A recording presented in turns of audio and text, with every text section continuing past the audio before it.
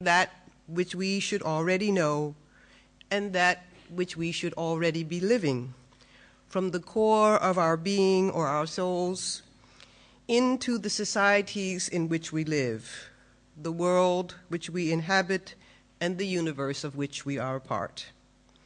I wish also to thank Salihara for this kind invitation and to thank them for the events of the past few weeks during its second annual cultural festival. And what a wonderful festival it has been. A feast of art and culture from all over the world and from here at home in Indonesia. This emphasis on celebrating and sharing art has been part of the inspiration for my lecture. Allah is He, other than whom there is no other God, who knows both what is hidden and what can be witnessed. He is the most compassionate and merciful. Allah is He, other than whom there is no other God, the sovereign, the one, the source of peace, the guardian of faith, the preserver of security, the exalted, the compelling, the supreme. Glory be to God beyond all associations. He is Allah, the creator, the evolver, the bestower of forms. To Him belongs the most beautiful names. Whatever exists in the heavens and the earth declares His praise and glory, and He is exalted in power, the wise. Surah Hashra, verse 22. I will be commenting on certain aspects in the human creation which makes us unique. We have a unique relationship with Allah, creator of the universe, through the divine names. And we are unique in our creation among Allah's created things, and we do art, while no other creature does so. Although this lecture is focused on religious matters, I hope it will depart from the khutbah at the mosque, the stern lessons in our religious classes, and the dry presentations of the institutions of higher learning. In fact, I want to ask us all to think about the divine and the sacred in a way that perhaps is slightly different from what some may expect with such a topic.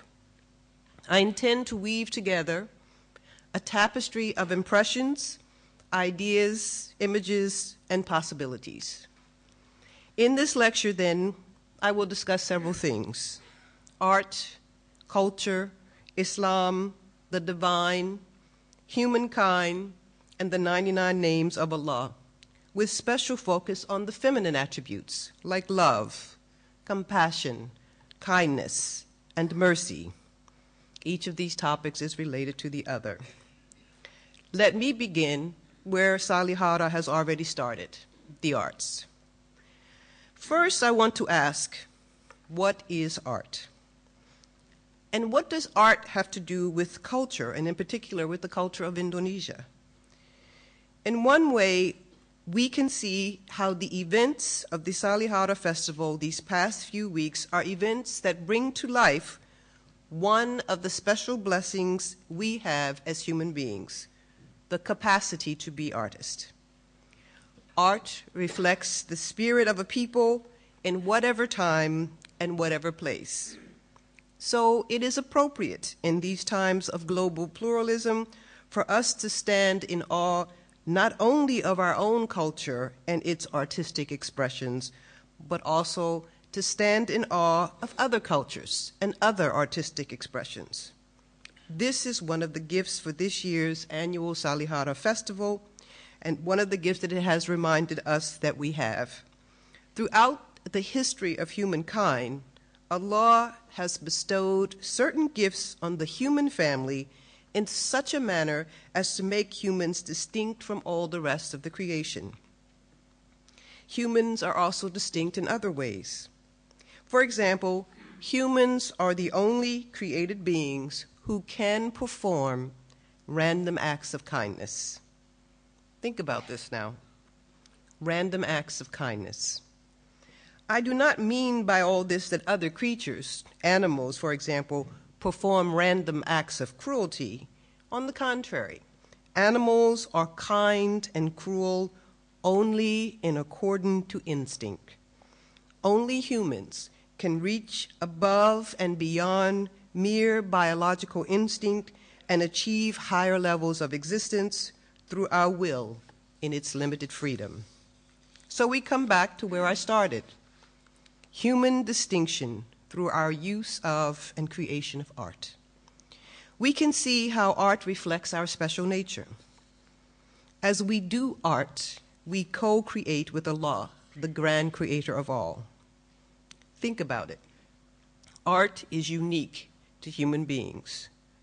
Surely it is a wonderful thing to see the intricate web of a spider or the order and form of the honeycomb made by the bees. But these things just happen to be beautiful. In fact, they are what they are because they are useful. Their utility dictates what they must be. And although we might appreciate when we see the aesthetics of them, the beauty is secondary, if not inconsequential altogether, to their use. A bee does not say, well, let me see how I can make this honeycomb more beautiful and proportionate. They just do what they do in order to maximize in their instinctive nature to make honey. Yes, some of our art is also useful. It was because of the command to establish regular prayer, Aqim as-Salat, that Muslim architects built the mosque structures. The form, however, exceeds just the function of prayer. For example, we could pray outside. We could build structures that are merely square boxes, providing sides and a ceiling to the very functional idea of a building. But we choose to make them beautiful. The mosque designs all over the world and here in Indonesia are indeed wondrous and beautiful.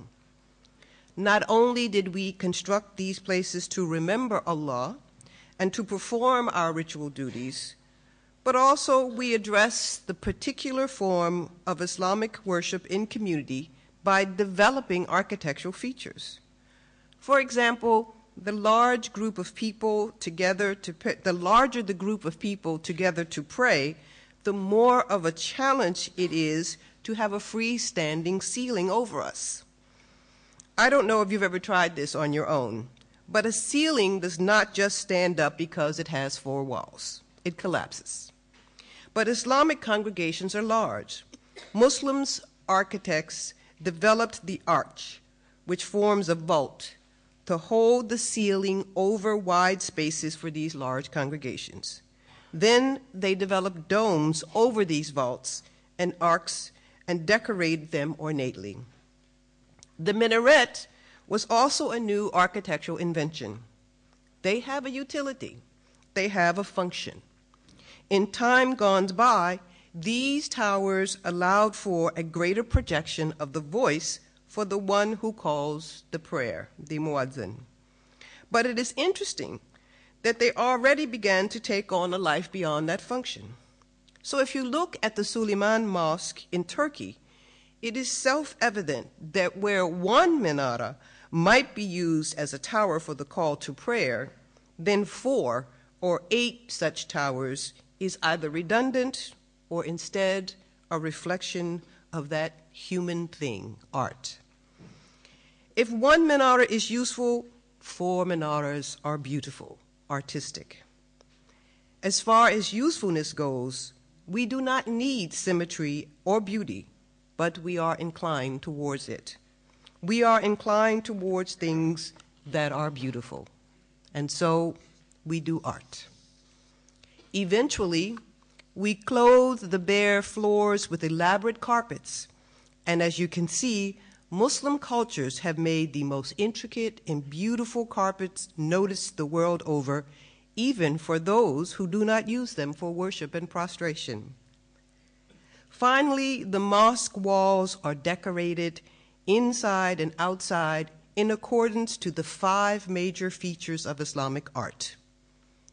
These are tessellations, complex star polygons, arabesque, linear repeat patterns, and calligraphy, This last one is the Word made beautiful.